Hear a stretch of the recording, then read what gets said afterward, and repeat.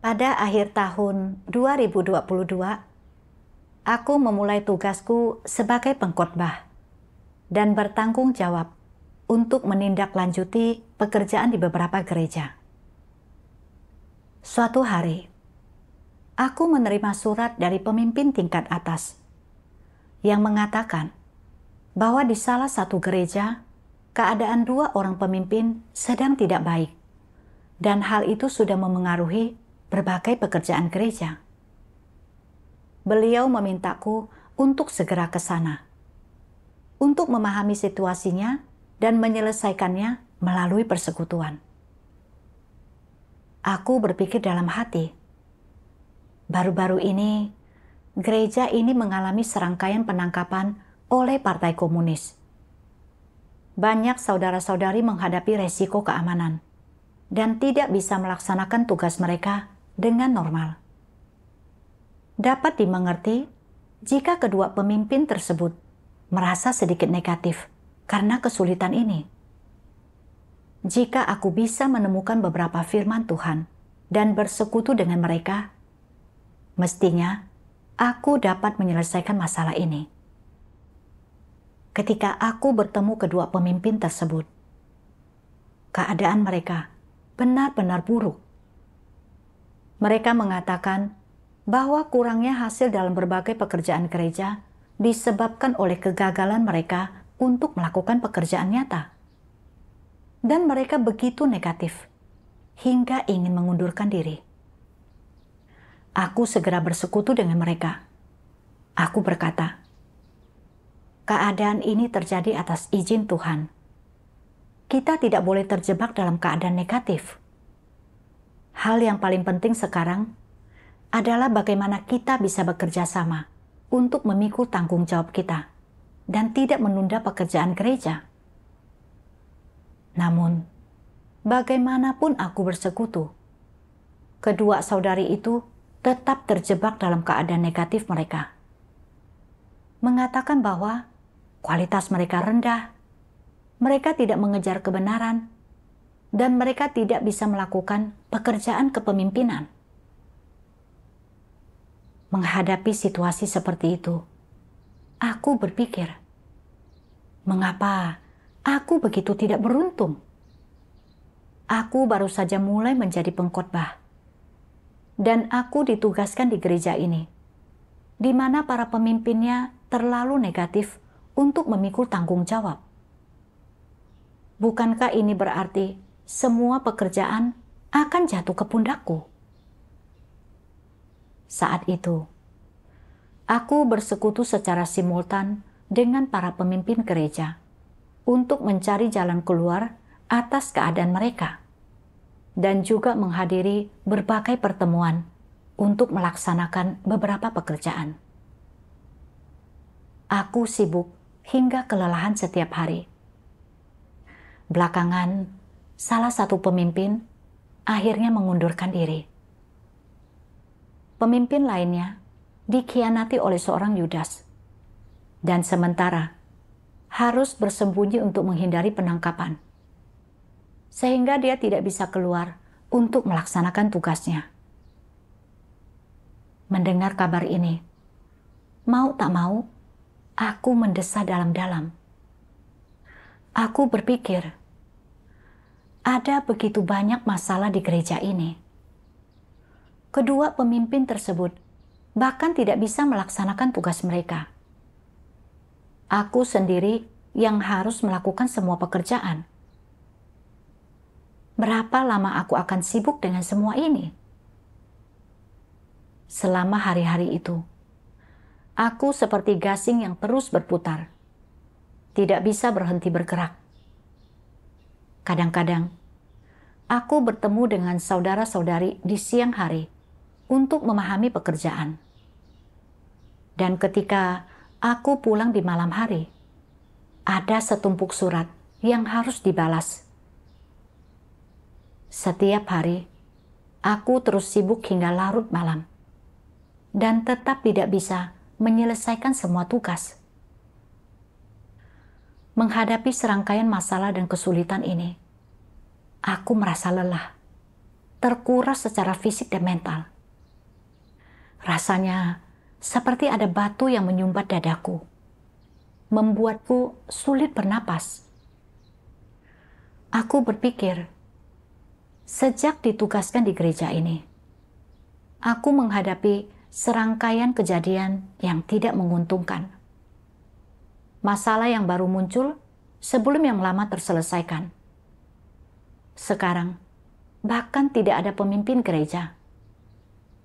Aku seperti komandan tunggal, tanpa siapapun untuk berkonsultasi tentang berbagai hal.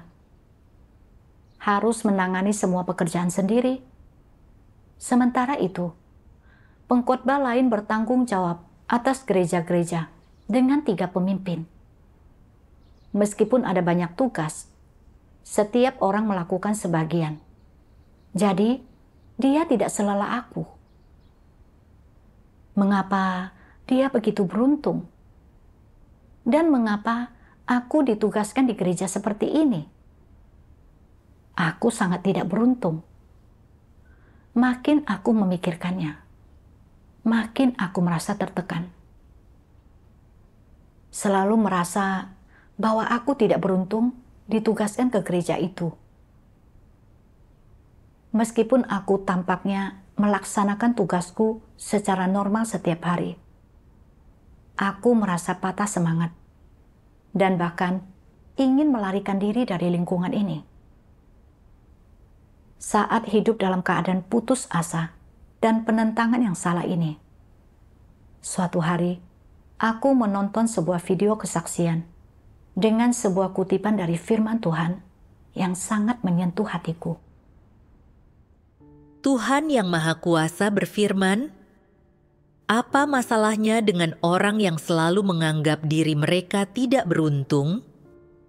Mereka selalu menggunakan keberuntungan sebagai standar untuk mengukur apakah tindakan mereka benar atau salah, untuk mempertimbangkan jalan mana yang harus mereka tempuh, hal-hal apa yang harus mereka alami, dan masalah apapun yang harus mereka hadapi.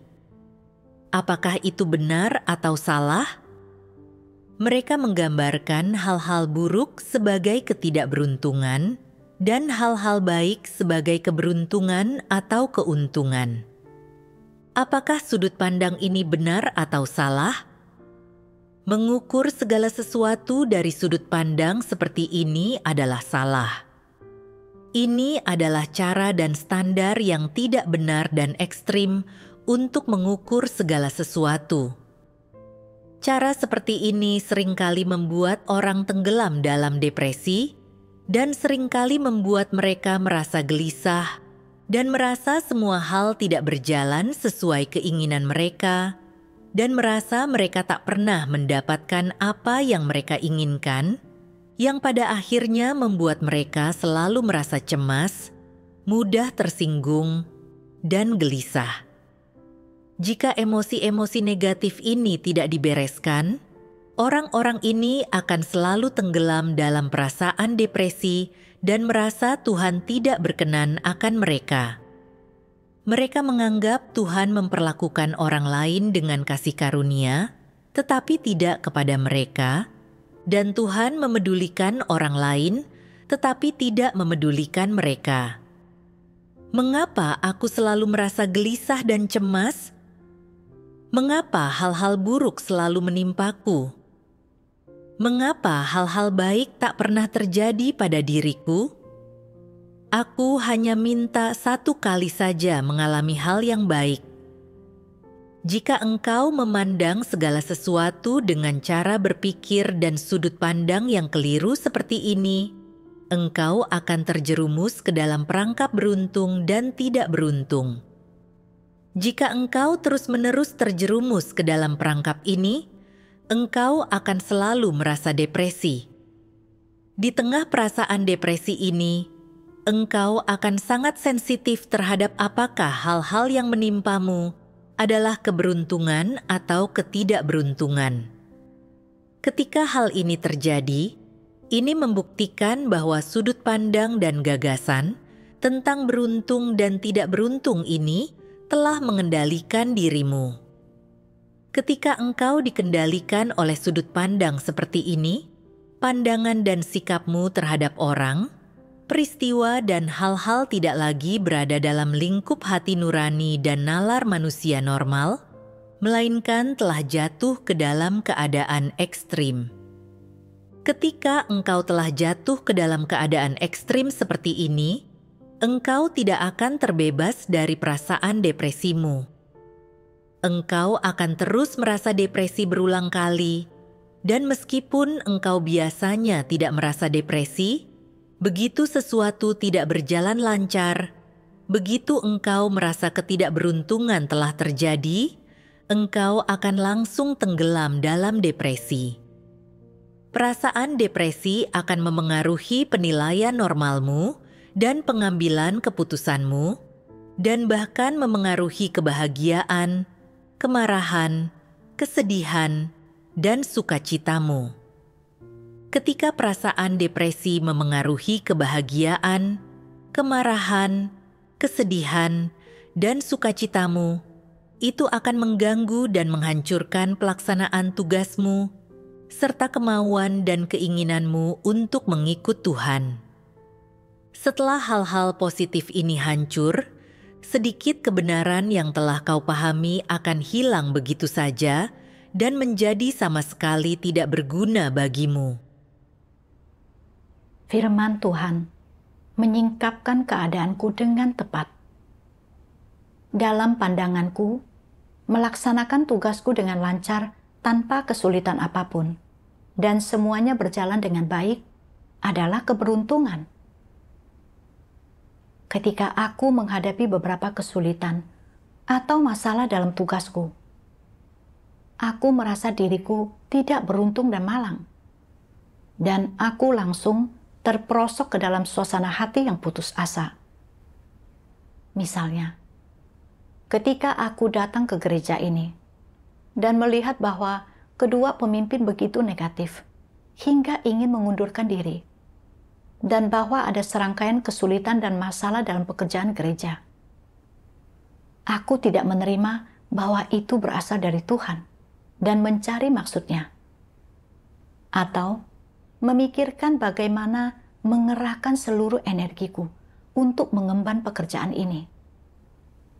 Sebaliknya, aku terperosok ke dalam keputusasaan, berpikir bahwa menghadapi kesulitan-kesulitan ini adalah nasib burukku. Khususnya, ketika kemudian kedua pemimpin tersebut tidak dapat mengerjakan tugas. Dan ketika aku memikirkan area yang disupervisi oleh pengkhotbah lain, di mana para pemimpin dan pekerja sudah ada di tempatnya, dan pekerjaan berjalan dengan lancar, aku sangat iri padanya. Dan kuanggap bahwa dia beruntung, sementara aku tidak beruntung dan menghadapi semua hal buruk. Ketika aku melihat hal-hal dari perspektif yang salah ini, aku terus tenggelam dalam keputusasaan dan penentangan, tidak memiliki energi dalam tugasku, dan bahkan ingin melarikan diri dari lingkungan ini.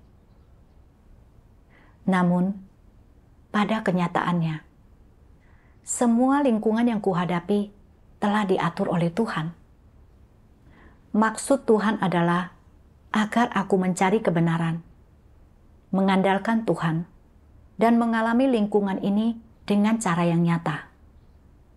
Bahkan, ketika ada kesulitan, aku tetap harus berdoa kepada Tuhan dan mencari kebenaran untuk menyelesaikannya, memikul tugas-tugas yang bisa aku tangani. Namun, aku tidak berpikir tentang bagaimana mengalami pekerjaan Tuhan dan memahami kedaulatan serta pengaturannya dalam lingkungan seperti itu. Ketika menghadapi hal-hal yang tidak memuaskan, aku berpikir bahwa aku tidak beruntung dan memiliki nasib buruk. Aku hidup dalam suasana hati yang putus asa dan menentang kedaulatan Tuhan. Bagaimana aku bisa belajar dengan cara ini? Bagaimana aku bisa memahami perbuatan Tuhan? Mau tak mau, aku memikirkan mereka yang tidak percaya kepada Tuhan. Mereka tidak pernah menerima bahwa segala sesuatu adalah dari Tuhan. Tidak tunduk pada kedaulatan dan pengaturan Tuhan.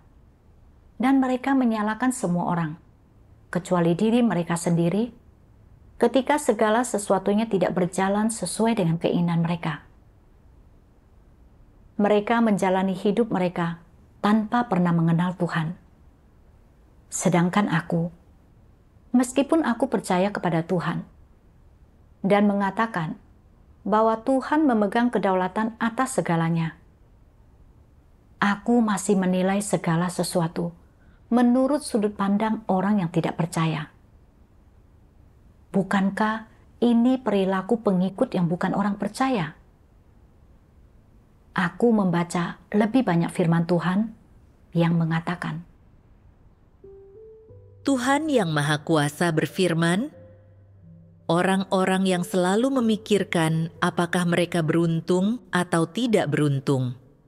Apakah cara mereka memandang segala sesuatu benar? Apakah keberuntungan dan ketidakberuntungan itu ada? Tidak ada. Atas dasar apa engkau mengatakan bahwa itu tidak ada? Orang-orang yang kami jumpai dan hal-hal yang terjadi pada kami setiap hari ditentukan oleh kedaulatan dan pengaturan Tuhan. Tidak ada yang namanya keberuntungan dan ketidakberuntungan. Semua yang terjadi adalah hal yang perlu terjadi dan ada makna di balik semua itu. Benarkah demikian? Pandangan ini benar, dan ini adalah dasar teoretis untuk mengatakan bahwa keberuntungan itu tidak ada. Apapun yang terjadi padamu, entah itu baik atau buruk, semua itu normal, sama seperti cuaca selama 4 musim. Cuaca tidak mungkin cerah setiap harinya. Engkau tidak dapat mengatakan bahwa hari-hari yang cerah diatur oleh Tuhan, sedangkan hari-hari berawan, hujan, berangin, dan badai tidak diatur oleh Tuhan. Segala sesuatu ditentukan oleh kedaulatan dan pengaturan Tuhan dan dihasilkan oleh lingkungan alam. Lingkungan alam muncul sesuai dengan hukum dan aturan yang telah Tuhan atur dan tetapkan. Semua ini perlu dan harus ada, jadi apapun cuacanya, itu dihasilkan dan disebabkan oleh hukum alam. Tidak ada baik atau buruk di dalam hal ini, hanya perasaan orang tentangnya yang baik dan buruk. Sebenarnya, apakah seseorang merasa baik atau buruk tentang sesuatu, itu didasarkan pada motif, keinginan, dan kepentingan mereka sendiri, dan bukan didasarkan pada esensi dari hal itu sendiri. Jadi, dasar yang orang gunakan untuk mengukur apakah sesuatu itu baik atau buruk tidaklah tepat. Karena dasarnya tidak tepat, kesimpulan yang mereka tarik pun tidak tepat. Kembali ke topik tentang keberuntungan dan ketidakberuntungan, sekarang semua orang sudah mengerti bahwa perkataan tentang keberuntungan ini tidak masuk akal dan tidak ada yang namanya beruntung atau tidak beruntung. Orang, peristiwa, dan hal-hal yang kau temui, entah baik atau buruk, semuanya ditentukan oleh kedaulatan dan pengaturan Tuhan, jadi engkau harus menghadapi semua itu dengan benar. Terimalah apa yang baik sebagai sesuatu dari Tuhan, dan terimalah juga apa yang buruk sebagai sesuatu dari Tuhan. Jangan berkata engkau beruntung ketika hal-hal baik terjadi, dan engkau tidak beruntung ketika hal-hal buruk terjadi. Engkau hanya dapat berkata bahwa ada pelajaran yang dapat orang petik dalam semua hal ini, dan mereka tidak boleh menolak atau menghindarinya. Bersyukurlah kepada Tuhan untuk hal-hal baik, tetapi bersyukurlah juga kepada Tuhan untuk hal-hal buruk, karena semua itu diatur oleh-Nya. Orang, peristiwa, hal-hal, dan lingkungan yang baik menyediakan pelajaran yang harus mereka petik, tetapi ada jauh lebih banyak pelajaran yang dapat dipetik dari orang, peristiwa, hal-hal, dan lingkungan yang buruk. Semua ini adalah pengalaman dan peristiwa yang harus menjadi bagian dari kehidupan seseorang. Orang tidak boleh menggunakan gagasan tentang keberuntungan untuk mengukur semua itu. Jika engkau melepaskan gagasan tentang beruntung atau tidak beruntungnya dirimu dan memperlakukan hal-hal ini dengan tenang dan benar, engkau akan mendapati bahwa sebagian besar hal yang terjadi tidaklah terlalu buruk atau terlalu sulit untuk ditangani. Jika engkau melepaskan ambisi dan keinginanmu, jika engkau tidak lagi menolak atau menghindari kemalangan apapun yang menimpamu, dan engkau tidak lagi mengukur hal-hal semacam itu berdasarkan beruntung atau tidak beruntungnya dirimu, maka banyak hal yang sebelumnya kau anggap tidak beruntung dan buruk, sekarang akan kau anggap baik. Hal-hal buruk itu akan berubah menjadi hal-hal baik. Mentalitas dan caramu dalam memandang segala sesuatu akan berubah, dan ini akan memampukanmu merasakan hal yang berbeda tentang pengalaman hidupmu, dan engkau juga akan sekaligus menuai hasil yang berbeda. Ini adalah pengalaman yang luar biasa, pengalaman yang akan membuahkan hasil yang tak pernah kau bayangkan. Ini adalah hal yang baik, bukan hal yang buruk. Firman Tuhan mencerahkan aku. Sebenarnya, tidak ada yang namanya keberuntungan atau kemalangan. Segala sesuatu yang terjadi padaku, terlepas dari apakah itu sesuai dengan gagasanku di permukaan atau tidak, telah diatur oleh Tuhan dan pasti akan terjadi, dan juga merupakan pengalaman yang perlu dalam hidupku. Tuhan mengatur hal-hal ini untuk memberiku pelajaran. Selama aku fokus pada mencari kebenaran, aku akan mendapatkan sesuatu. Apa yang tampak buruk bagi manusia bisa berubah menjadi sesuatu yang baik. Misalnya, ketika Ayub menghadapi godaan-godaan dari iblis, dia kehilangan kekayaannya yang besar. Anak-anaknya mati tertimbun, dan tubuhnya dipenuhi bara. Dari sudut pandang manusia, serangkaian peristiwa yang Ayub alami tampak sangat malang dan tidak beruntung. Namun dari sudut pandang Tuhan, Tuhan mengizinkan Ayub menghadapi semua pencobaan ini untuk memberinya kesempatan bersaksi kepada Tuhan, membuktikan kepada setan bahwa Ayub adalah orang benar yang takut akan Tuhan dan menjauhi kejahatan, yang mencegah setan untuk menuduh atau menyerangnya lebih lanjut dengan iman dan rasa takutnya kepada Tuhan. Ayub tetap teguh dalam kesaksiannya selama cobaan-cobaan ini dan memperoleh perkenan Tuhan. Ini adalah hal yang sangat bermakna. Melalui pengalaman Ayub, kita dapat melihat bahwa tidak ada yang namanya keberuntungan atau kemalangan, dan bahwa segala sesuatu yang terjadi disebabkan oleh kedaulatan dan pengaturan Tuhan, yang dirancang untuk mengajarkan kita pelajaran-pelajaran yang berbeda di tengah berbagai lingkungan.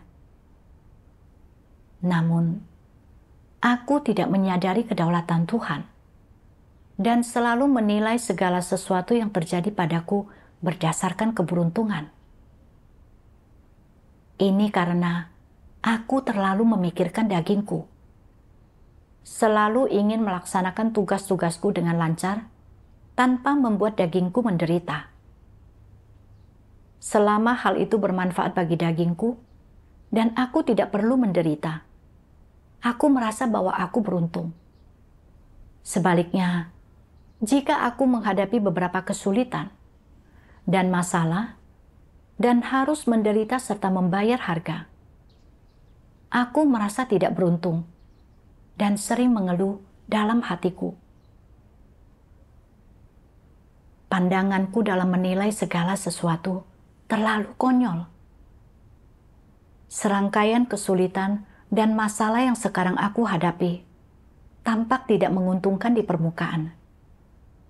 Tetapi Tuhan telah menggunakan kesulitan-kesulitan ini untuk mengajarkanku bergantung kepadanya, mencari kebenaran, memberontak melawan dagingku, dan memetik sejumlah pelajaran. Di masa lalu, ketika aku melaksanakan tugasku di lingkungan yang nyaman dan hanya mengikuti rutinitas yang sama setiap hari, tampak mudah di permukaan. Tetapi yang kudapat sangat sedikit. Aku tidak memahami banyak prinsip kebenaran, dan pertumbuhan hidupku lambat.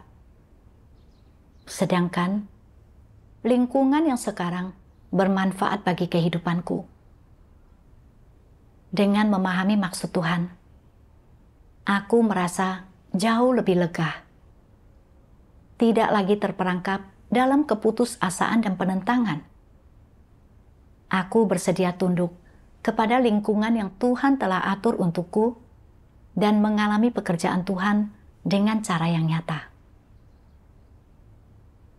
Setelah itu, aku mulai melaksanakan tugasku dengan sungguh-sungguh. Melaksanakan pekerjaan sesuai dengan tuntutan rumah Tuhan. Setelah beberapa waktu, beberapa pekerjaan gereja mulai pulih secara perlahan.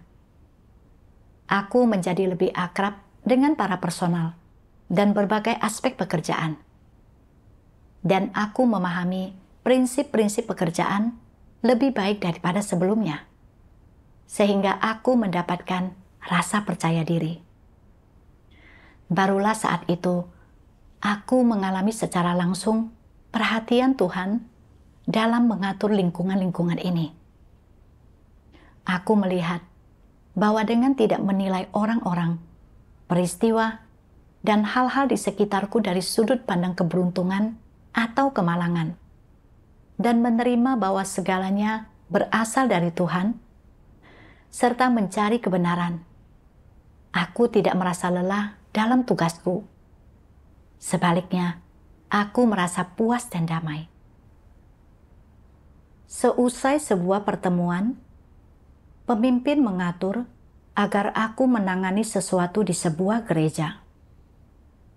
Awalnya, aku berencana menyelesaikannya dalam 1 hari, kemudian pergi ke gereja lain untuk melaksanakan pekerjaan. Tetapi tanpa diduga, begitu aku tiba di gereja ini, pengawas gereja dengan gugup memberitahuku, sesuatu telah terjadi. Banyak saudara dan saudari ditangkap kemarin. Setelah mendengar laporannya, aku menyadari bahwa hampir semua yang ditangkap adalah para pemimpin dan pekerja. Artinya, sekarang hampir tidak mungkin untuk melaksanakan pekerjaan gereja secara normal. Para pemimpin gereja juga harus bersembunyi karena hubungan mereka dengan orang-orang tersebut, dan tidak bisa keluar untuk melaksanakan tugas-tugas mereka. Segera setelah itu, aku menerima surat dari pemimpin tingkat atas yang memerintahkanku untuk tinggal sementara di gereja ini untuk menangani dampak dari penangkapan tersebut. Pada awalnya, aku bisa menerima bahwa ini berasal dari Tuhan dan tunduk. Pada saat itu, ada banyak resiko keamanan bagi beberapa keluarga tuan rumah serta saudara-saudari, dan ada banyak tugas gereja yang perlu ditangani. Aku sibuk sepanjang hari, dan ketika aku kembali ke rumah tuan rumahku di malam hari, aku harus membalas surat-surat dari gereja-gereja lain. Aku harus bergadang hampir setiap malam. Lingkungannya juga keras. Dan hampir setiap hari aku menerima surat yang mengatakan bahwa makin banyak saudara-saudari telah ditangkap. Setiap kali aku pergi keluar, hatiku diliputi kecemasan. Tidak tahu apakah aku akan kembali dengan selamat kali ini. Beberapa waktu berlalu, dan aku merasa lelah secara fisik dan mental. Melihat bahwa dua pemimpin di dekatku hanya membalas surat dan melakukan beberapa pekerjaan di rumah. Sedangkan aku selalu ke sana kemari, bergerak seperti gasing yang terus-menerus berputar, dengan lebih banyak pekerjaan daripada yang bisa kutangani. Dan sarafku tegang. Aku berpikir dalam hati, tugas yang mereka lakukan begitu mudah. Mereka tidak perlu khawatir, tidak perlu kesana kemari. Berbeda denganku, aku bahkan tidak punya kesempatan untuk beristirahat. Mengapa aku selalu terlibat dalam menangani penangkapan di gereja? Aku sangat tidak beruntung. Mengapa hal-hal ini terus terjadi padaku satu demi satu? Meskipun aku tidak berani mengeluh secara terang-terangan, jauh di dalam hati, aku sangat menentang. Dan aku selalu merasa terpaksa dan enggan saat melaksanakan tugasku. Saat aku berada dalam keadaan yang salah ini, aku tidak bisa menahan diri untuk tidak memikirkan kembali pengalaman-pengalamanku sebelumnya. Dan aku samar-samar menyadari bahwa lingkungan ini telah diatur oleh Tuhan agar aku bisa belajar suatu pelajaran. Aku berdoa kepada Tuhan. Ya Tuhan, ketika hal-hal terjadi padaku, aku masih secara tidak sadar melihatnya dari perspektif keberuntungan atau kemalangan, dan masih merasa bahwa hal-hal ini terjadi karena nasib buruk dan kemalanganku. Aku tidak bisa benar-benar memahami maksud-Mu. Ya Tuhan, tolong cerahkan dan bimbing aku, agar aku bisa belajar untuk mengalami di tengah lingkungan ini. Setelah itu, aku secara sadar mencari firman Tuhan untuk kubaca. Ingin memahami apa yang sebenarnya salah dengan selalu mengejar keberuntungan. Aku membaca bagian ini dalam firman Tuhan. Tuhan Yang Maha Kuasa berfirman, "Seperti apakah pemikiran dan sudut pandang orang yang menggunakan keberuntungan untuk mengukur apakah sesuatu itu baik atau buruk? Apakah esensi orang-orang semacam itu? Mengapa mereka sangat memperhatikan keberuntungan dan ketidakberuntungan?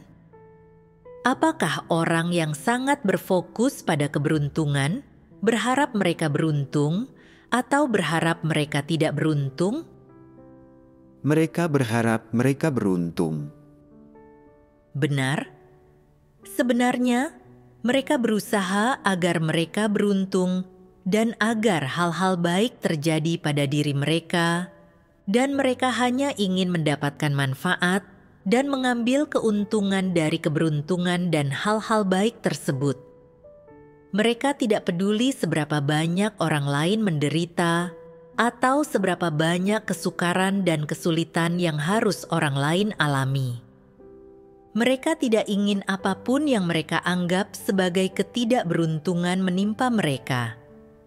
Dengan kata lain, mereka tidak mau hal-hal buruk terjadi pada diri mereka, tidak mau mengalami kemunduran, kegagalan atau rasa malu, tidak mau mengalami pemangkasan, kehilangan, dan kerugian, dan tidak mau tertipu.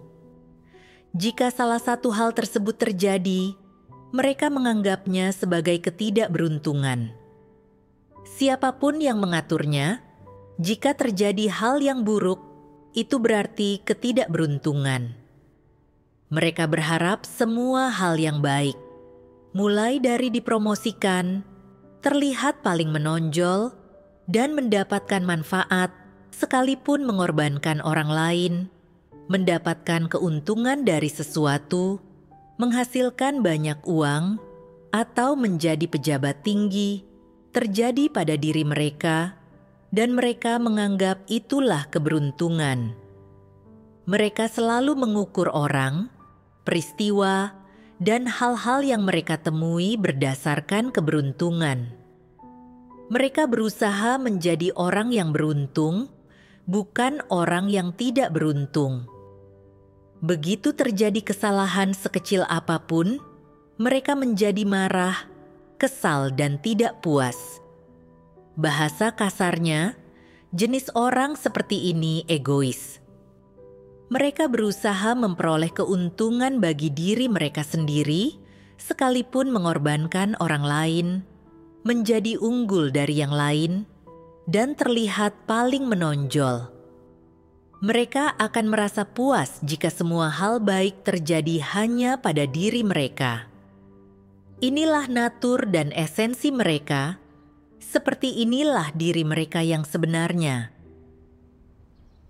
Firman Tuhan membuatku merasa sangat malu. Ternyata pengejaranku yang terus-menerus terhadap keberuntungan dan menghindari dari segala kesulitan atau penderitaan sebenarnya disebabkan oleh sifatku yang egois. Aku berpegang pada filosofi duniawi. Jangan pernah menerima bagian yang tidak menguntungkan. Selalu mengedepankan kepentinganku sendiri. Aku selalu ingin hal-hal baik terjadi padaku. Ingin semuanya berjalan lancar, tanpa harus menghadapi kesulitan. Itulah yang membuatku bahagia. Begitu aku menghadapi hambatan atau kesulitan yang berkaitan dengan kepentingan jasmaniku dan mengharuskanku untuk menderita, aku mulai mengeluh dan kesal. Keseimbanganku sepenuhnya hilang. Sebelum percaya kepada Tuhan, ketika aku melihat rekan-rekan yang berasal dari latar belakang yang baik, yang anggota keluarganya memiliki pekerjaan yang stabil dan rumah bagus, sementara aku hidup dalam kemiskinan tanpa memiliki rumah sendiri, dan anggota keluargaku menganggur di rumah dan membutuhkan dukunganku. Aku merasa sangat tidak seimbang. Aku berpikir, kemalanganku yang membuatku memiliki keluarga seperti itu. Dan aku sangat iri serta cemburu pada rekan-rekanku. Aku selalu merasa bahwa hal-hal baik hanya terjadi pada orang lain. Bahwa aku hanyalah orang yang tidak beruntung. Saat memikirkan masa-masa belakangan ini, ketika kedua gereja yang berada dalam tanggung jawabku dihadapkan dengan penangkapan oleh Partai Komunis Tiongkok, itu mengharuskanku menderita dan membayar harga. Itu juga bersinggungan dengan kepentingan dagingku. Jadi, aku mulai mengeluhkan segalanya dan menyalahkan nasib buruk serta kemalanganku.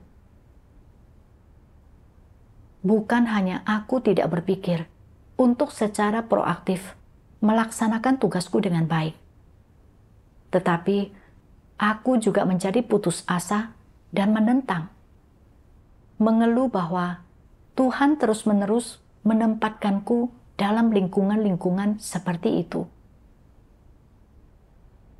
Pengejaranku terhadap keberuntungan pada dasarnya adalah untuk memuaskan kepentingan dagingku.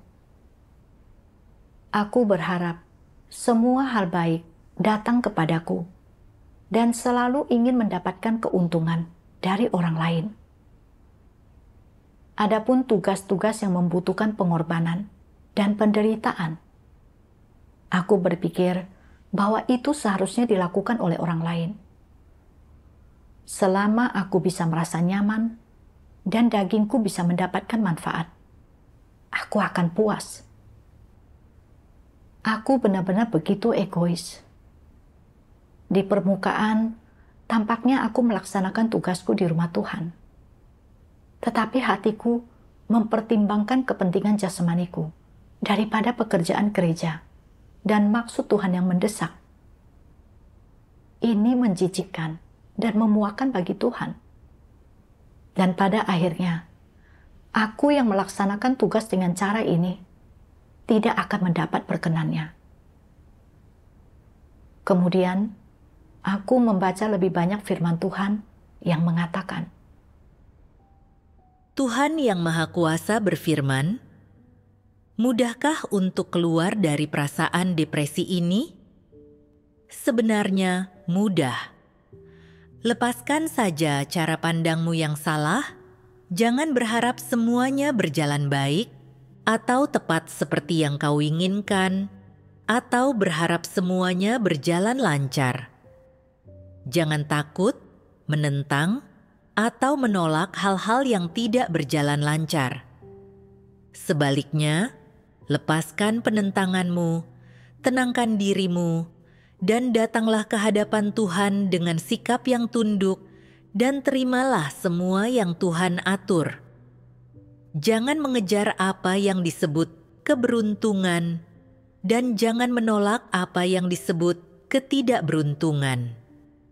Serahkan hatimu dan seluruh keberadaanmu kepada Tuhan, biarkan Dia bertindak dan mengatur, dan tunduklah pada pengaturan dan penataannya.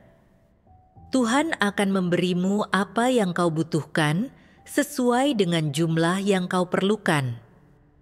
Dia akan mengatur lingkungan, orang, peristiwa, dan hal-hal yang kau perlukan sesuai dengan kebutuhan dan kekuranganmu, sehingga engkau dapat memetik pelajaran yang seharusnya kau petik dari orang, peristiwa, dan hal-hal yang kau temui.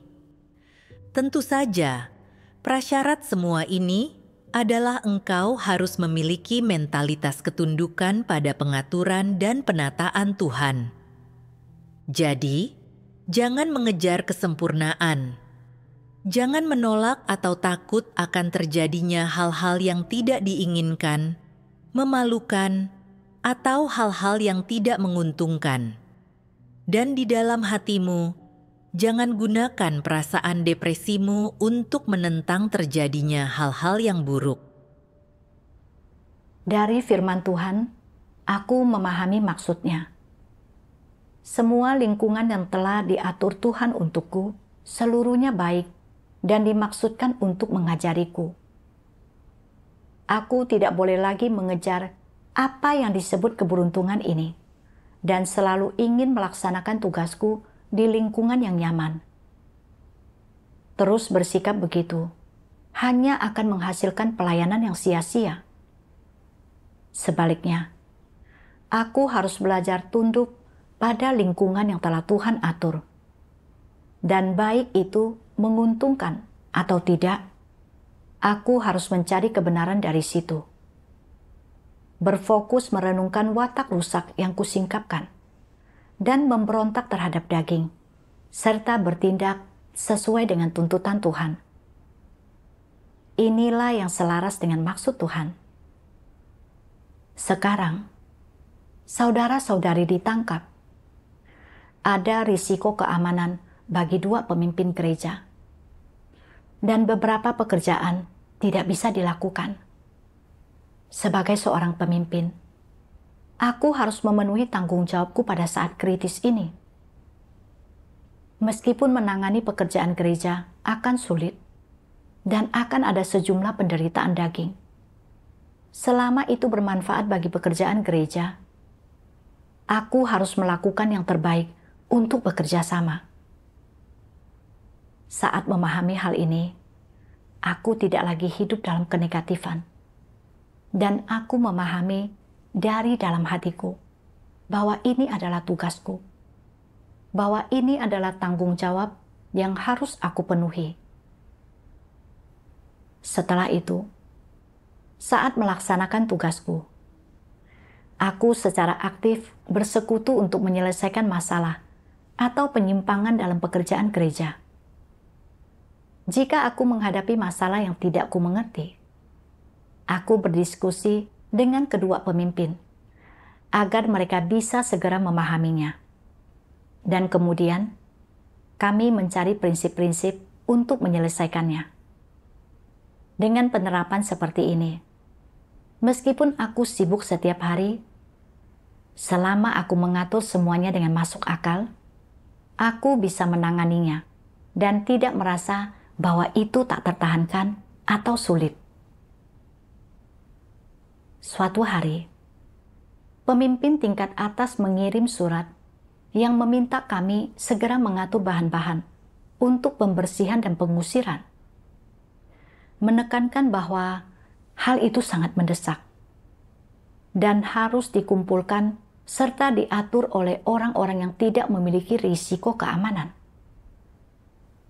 Saat membaca surat ini, aku tahu bahwa akulah yang paling cocok untuk melakukannya. Namun, saat memikirkan bahwa aku harus memverifikasi dengan begitu banyak saudara-saudari, dan pasti akan kesana kemari setiap hari, mau tak mau, aku mulai memikirkan hal-hal yang sama lagi. Aduh, jelas-jelas pemimpin meminta seseorang yang tidak memiliki risiko keamanan. Jadi, aku tidak bisa menghindarinya meskipun aku ingin.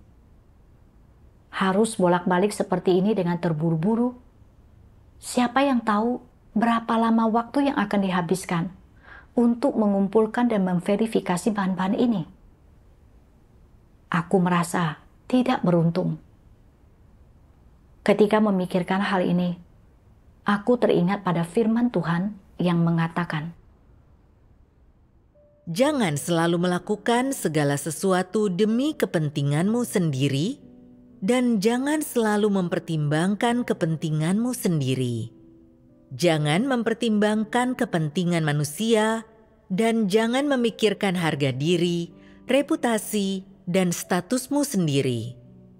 Engkau harus terlebih dahulu memikirkan kepentingan rumah Tuhan dan menjadikannya prioritasmu.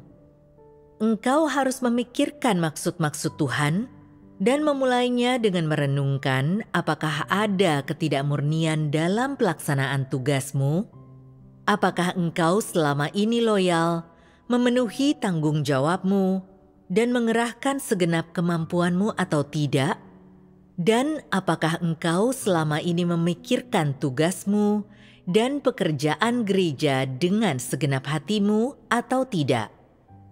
Engkau harus memikirkan hal-hal ini." firman Tuhan mencerahkan hatiku. Tidak peduli tugas apa yang aku hadapi, itu mengandung maksud Tuhan. Khususnya karena pekerjaan ini sangat penting. Bukankah kesempatan untuk melakukan pekerjaan ini artinya Tuhan sedang meninggikan derajatku? Namun, ketika menghadapi sebuah tugas, hal pertama yang kupikirkan adalah dagingku akan menderita lagi. Dan aku berpikir bahwa aku tidak beruntung. Aku benar-benar terlalu egois. Aku seharusnya memprioritaskan pekerjaan gereja daripada memikirkan kesulitan daging terlebih dahulu dan berusaha sebaik mungkin untuk mengandalkan Tuhan serta bekerja sama.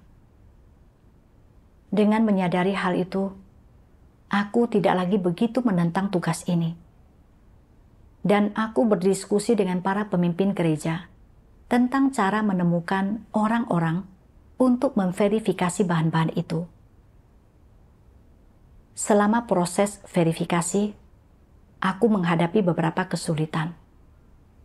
Tetapi aku menerima bahwa itu berasal dari Tuhan dan tidak lagi mengeluh. Sambil juga meninjau penyimpangan dan mengandalkan Tuhan untuk terus bekerja sama. Akhirnya, bahan-bahan itu berhasil dikumpulkan. Aku dengan tulus bersyukur kepada Tuhan atas bimbingannya.